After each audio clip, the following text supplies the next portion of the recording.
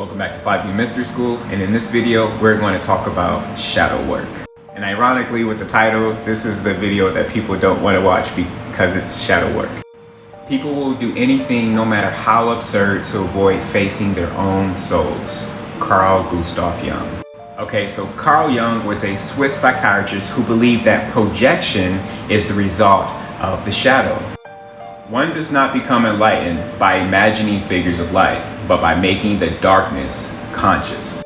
Alright, so you can pause the read, but essentially what I want you to pull from here is, if you are struggling to understand why you behave in certain ways, then it's possible that you've suppressed parts of yourself that you feel uncomfortable with.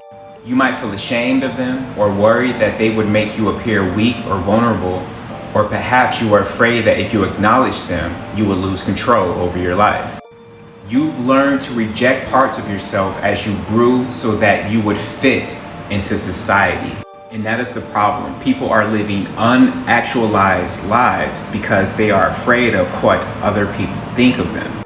But it's important to realize that the more you suppress your shadow, the harder it will become to access. Jung believed that people tend to repress the unwanted parts into themselves, into the unconscious. And that forms what we call the shadow. So like if you're hating on people, or if you're toxic, or if you have nothing but negative things to say about life in general, that's your shadow saying go within, because you're exuding negativity and this is not who we are. You were not born this way.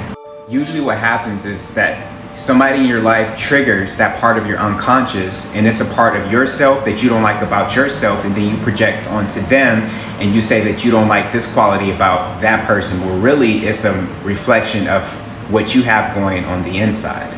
So shadow work means going within to those repressed feelings and asking yourself, why are they there? Why do I feel this way about myself and other people?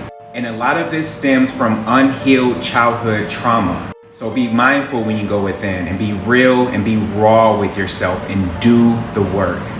The brighter the light, the darker the shadow. So when you see people that's happy and positive all the time, just know that that person probably went through a lot of dark to see that light. Even roses have to go through the dirt before you finally witness their beauty. So to reduce the amount of trauma in your life, reduce the amount of drama. Pause and read this quote until you get it. So that unhealed trauma resides in the shadow, and then that becomes part of your identity, and in turn creates the reality that you see. So if you would like to witness a better reality, go within and release those repressed emotions and feelings. It's still going to be there, the yin and the yang, of course, but you start to become a self-actualized person. I hope this helps. I love you. Peace.